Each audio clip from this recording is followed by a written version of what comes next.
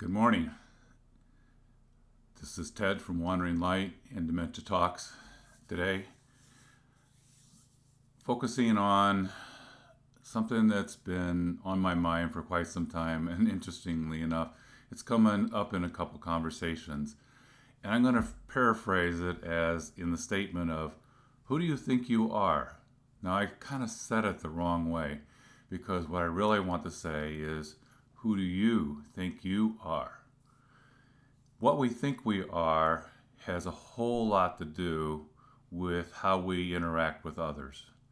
And without creating inflated egos and ideas of ourselves that are not really on par, the question still arises, that we should ask ourselves, who do we think we are? Today on Dementia Talks, I want to talk about the challenges we face knowing especially who we are. When we answer the question by something outside of ourselves, which I personally have done for too many years, including my job title,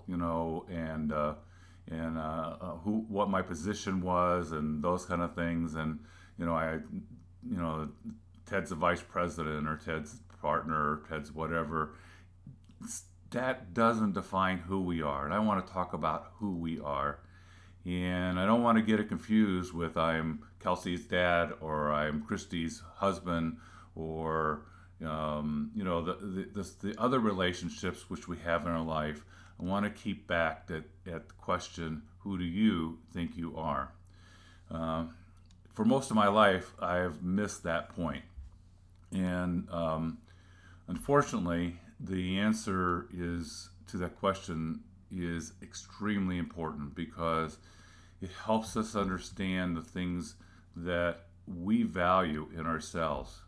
So if you think you're kind and you do things that are kind with others, then you can answer, you think that you're a kind person. If you take action when other people don't, in other words, somebody's sick and you just don't say, oh, I'm going to pray for them, but more importantly, you take a hot meal to them. That's what prayer really is. Prayer is not just praying. Praying has to take action. In fact, in the Hebrew tense, it's actually a verb, not a noun. It's not something that we just do. It's something that we do for others. So far too often we miss what the real value is of prayer. Prayer should be helping us to understand what we can do for that other person, to let God know that we care for them. But if we really care for them, then quite frankly, we will take the next step and take the next action. So if you're putting someone on a prayer list, or somebody is in prayer on your mind, it's really up to you to put action to that verb, right? It's action that you need to have. But when we stop and think about it, in our society, how often do we do these things? We have problems all around us. We have inequities in our social situations. We have racial inequities. They just go on and on and on, and yet, and we may be very troubled by them. We may even pray for them, but how much do we really do? Now, I know COVID has put a great damper on this, and I'd like to think that if it wasn't for COVID, I would be out there marching with others, or if it wasn't for COVID or my dementia and how long I can stand, then I would be out there with others. But today I'm asking you, who do you think you are? And I'm asking you then to take and put action to that question, or to that answer. For example, I'm not Ted with dementia, right? That doesn't define me. I'm Ted who has dementia, and I want to do something about it. I want to challenge the fact that I have dementia, right? And I don't want to just accept it. Accepting it makes me just like saying, well, I'm Ted, I'm an executive here, or I'm going to do this, or I'm Kelsey's mom. What I'm asking you to do is put action to whatever it is you do. Just as I'm trying to put action to answer the question, what is dementia all about?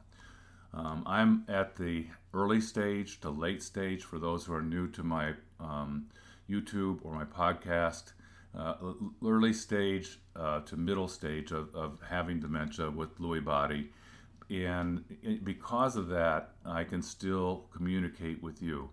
But at some point in time, I won't be able to do that. But even if I can't communicate with you, which I promised I would do over time, um, I've committed myself to improving who Ted is. I know that I can get better. I know that there are new neural pathways that can be established to help me with the ones that are broken. I can heal some of the parts of my mind, not all of it. I can choose easier ways to get things done. I can choose to change. I can choose to be something that I wasn't before. So I'm asking you not only just to care, not only just to answer the question of who do you think you are, but once you have that answer, who do you want to be, to put action to it. So um, always admit nothing wrong with this. You're a work in progress. I'm a work in progress. But if we don't know what we're progressing to, then it's a little hard to make sure that we're going in the right direction. So this is the other part, the Buddhist mindfulness. I just want to touch on that for a minute. I've been really looking at how can I improve my meditation? How can I improve? Because meditation can help heal the mind. But in Buddhist teaching of mindfulness, which I hope everybody knows, that's the big thing today: mindfulness this, mindfulness that. But you have to go back to the initial teaching, which is called the Eightfold Way, which teaches us to be mindful. We have to be right-minded. So if you take the eightfold and you fold it, and then you look at how they interlace with each other. If you really want to be mindful, then you have to be right-minded. If you want to be mindful, then you have to put action to that right-mindedness. You have to fight against those things which are sufferings in this world. And that's where action comes into it, whether you're a Christian, whether you practice Buddhism, any religion today really requires not just praying or not just thinking of the other person, but really requires action. So I'm going to leave this with you today. This is a short one. I hope that makes it easier for you guys. But I wanted to give you some real examples of how you can take what you want to be, put that to action, and really become the person that you want to be, whether it's through mindfulness, whether it's through meditation, whether it's through prayer, what have you. So again, this is Ted from Dementia Talks in Wandering Light. That's the Wandering Light, LITE.com. And also Dementia Talks is also on podcasts as well as YouTube. So I hope this has helped, and I hope you enjoy today's presentation, and I hope to be with you soon. Thank you, and have a great day.